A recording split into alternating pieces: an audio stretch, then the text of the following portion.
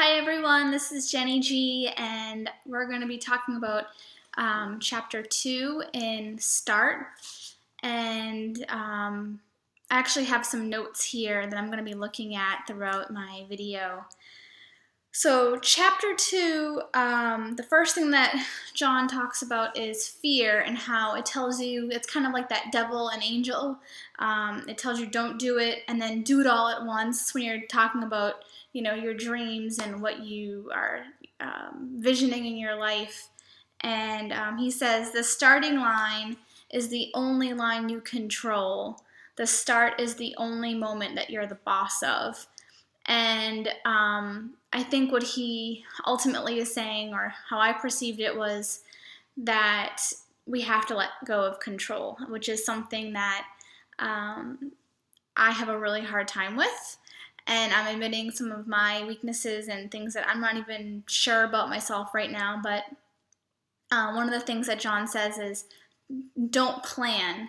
And one of the things that I have a hard time with when not planning is just the fear of, losing control and being embarrassed or looking stupid in front of other people. It's one of the reasons why I haven't done a lot of videos in the past, is because I can't do something spontaneous or I look like I'm talking into a teleprompter. And it's kind of fear of the unknown, and it's something that Anthony Robbins talks about a lot that I'm learning now. But one of the quotes I wrote down was, Jon said, I practiced because I didn't want to feel out of control on stage. And he's talking about when he was talking on stage and how sometimes he looked too rehearsed. And that's totally me. I try to practice everything over and over again. And one of the things I said to myself just now was, I'm not stopping the recording. I'm going to record, and it's going to be my video no matter what. So I'm starting small, but it's a step forward. And one of the reasons why I think that we do that, and it's something that Jon says, is because we're making sure there's not any room to make a mistake or to fail. And in the meantime, we're not getting started on what we're actually trying to do because we're too worried and too fearful of, looking stupid. So that's the first thing I got.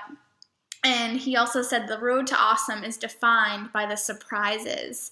So I loved that because, instead of looking at it as something to be scared of, I'm looking at it as a surprise could help me get to where I want to be and get my dreams started in the right direction, and to embrace the surprises instead of be scared of them. And that's where we stopped reading, and then we picked up yesterday with the next reading of Chapter 2. And one of the things that I wrote down was, one of the hard things is that you have to get comfortable with tension. You have to be a realist and a dreamer, practical and impractical, and logical and illogical. And, man, it was kind of one of those feelings I got giving myself permission, I think, to feel comfortable enough to be a realist and a dreamer, because for so long, it's one of those things I think I've been, but it's one of those things I've been guilty of feeling. Or when I'm being practical and then I have like that, like I said, the devil and the angel, yes and no, yes and no. You almost feel like I feel guilty for having those feelings. So Jon says you have to be brutally realistic about your present circumstances and wildly unrealistic about your future circumstances. And I think in the process of dreaming and in the process of having all of the things I envision for my future, I've been ignoring my present circumstances. And I've been kind of sweeping everything under the rug. And so I think I've come to the conclusion that I'm an awesome dreamer, but I'm a really average realist, or even worse, maybe a terrible realist. And so I need to work on that. I'm not sure exactly how yet. But one of the things Jon says is that if the great misconception is that if you're honest about your present, you can't be hopeful about your future, and that realism has no role in dreaming. And that's something I think, and again, I feel like I finally have permission that I can be realistic about my present and yet still hopeful about my future. And I think one of the reasons why, for me, I'm not comfortable being realistic about my present is because I don't want to be negative, and I'm not sure how to be a realist without being negative about some of the things in my present. So I need to work on that too. Jon says, dream honestly. Be brutally honest about what he says in chapter 1, which is, where are you right now? And I think with being brutally honest, I'm not where I want to be at all. And I've been thinking about all of these things for so many years, not just months, but years. And I've been ignoring that, where am I at? I've been so focused on where I want to be that I have no idea where I am on the map. And so how can I get to where I want to be? And I think it finally clicked in my head, gosh, Jon's onto something here, especially with his humor, which I'm absolutely in love with. But as a side note, he says, you must never confuse faith that you will prevail in the end, which you can never afford to lose, with the discipline to confront the most brutal facts of your current reality, whatever that might be. And so I need to stop confusing that, because it's one of those things that I'm not sure anyone has put into perspective this way, and maybe it's a slap in the face. Gary had mentioned on our Facebook group he needed a slap in the face, and you know what? I think I needed it too.